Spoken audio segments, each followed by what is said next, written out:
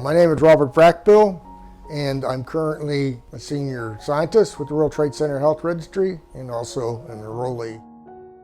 On that morning of September 11th, I took the local subway, and when I came out of the subway station, I looked up and I saw smoke coming out of one of the towers. And at that time, I didn't know what was happening, and so out of curiosity, I walked towards the towers. There was a very loud boom, and I can remember birds flying out of trees, and people running up the street. I came up to the building here at 125 Worth Street. I just sort of remember sitting on the steps, wondering what was going on.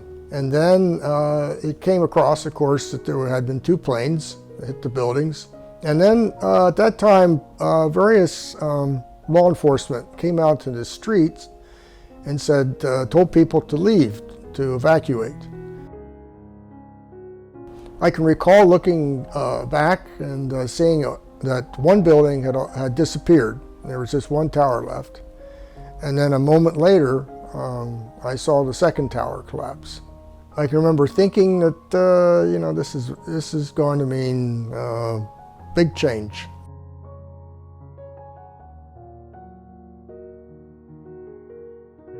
There was a formation of a kind of a group of us, which included some fairly high-level people in the health department. In some conversation with the current deputy commissioner, his name was Ben Mojica. Dr. Mojica looked at me and said, "Well, you're already working on the registry." At the time, I was overseer of the city's immunization registry for children. And he says, "Well, you must know about registries. So why don't you start looking into this?" So that's really how it began. I mean, it wasn't that I came up with the idea of registry. It was something that people were talking about, and then I was more or less given the assignment.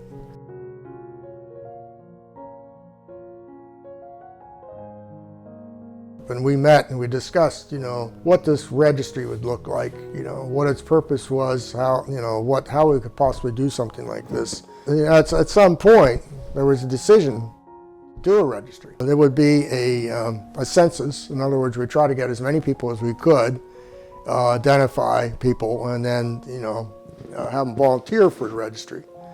And then I was given the assignment to write a protocol to do that. You'd say, well, once we decided that we're going to, include residents, we came up with what the geographic, criteria were for being a resident.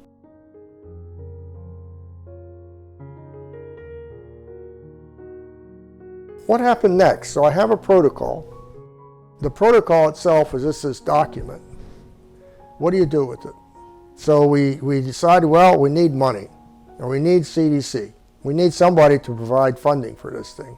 He sent the protocol, to Atlanta, to the director of Centers of Control directly. And we didn't hear anything, it just kind of sat there. In the meantime, Dr. Thomas, thought it would be a good idea to have a scientific advisory committee, and then we'd get input from different scientists, epidemiologists, into some of the decisions about the study itself. We did learn by April, May, we started to hear that there was some consideration, to fund this project. The early focus on exposure was more of the rescue recovery workers working at the site.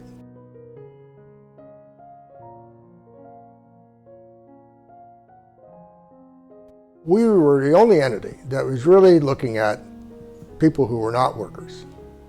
Residents, children, etc. You have to also realize too that we were doing a planning of a study at the very time exposure was happening.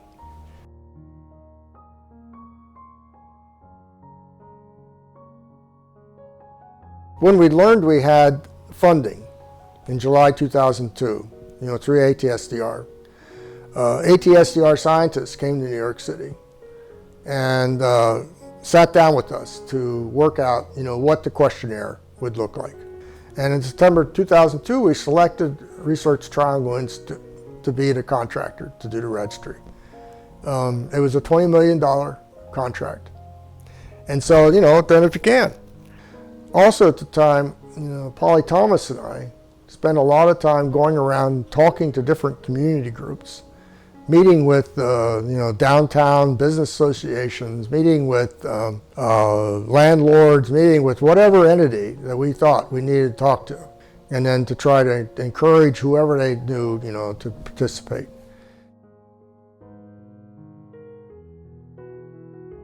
Well, at the time, there was a sort of an uproar, mostly around among residents, about the health department saying it was safe to go back. Wall Street was vacated, and then very soon after that, the government said, well, no, don't worry about it. People should go back to work at Wall Street. Some of the community people heard about the registry. The resistance was, well, this is the government doing the registry to cover up, what they did. We had to combat that just by going around and saying we're doing this for the good of the people. We don't have any vested interest in what we find. It was a trust issue.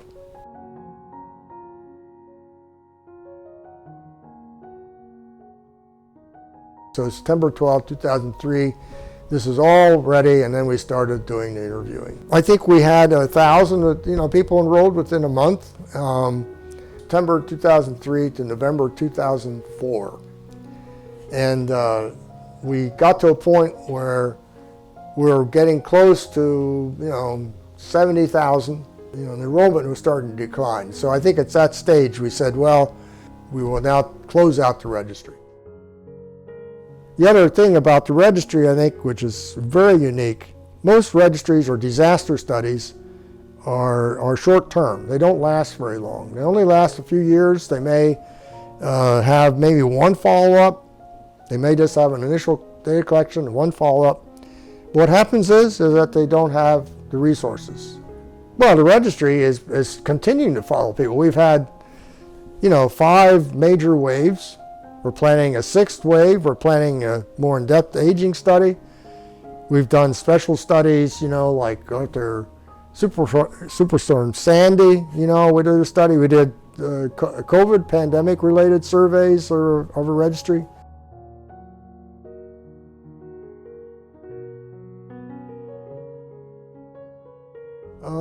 The registry is an exposure registry. And even though we identify some people who we say were not exposed, mostly people who were downtown, like myself, left before dusk cloud, I'd be in the non-exposed category. But I was exposed to some extent. I was exposed to witnessing, I was exposed to this and that. We don't have a comparison group who were not exposed at all to 9/11, who maybe lived in Baltimore or lived in Chicago or some other place concurrently to that, and then we could say, people in this group were exposed and this people were totally not exposed. We don't have that.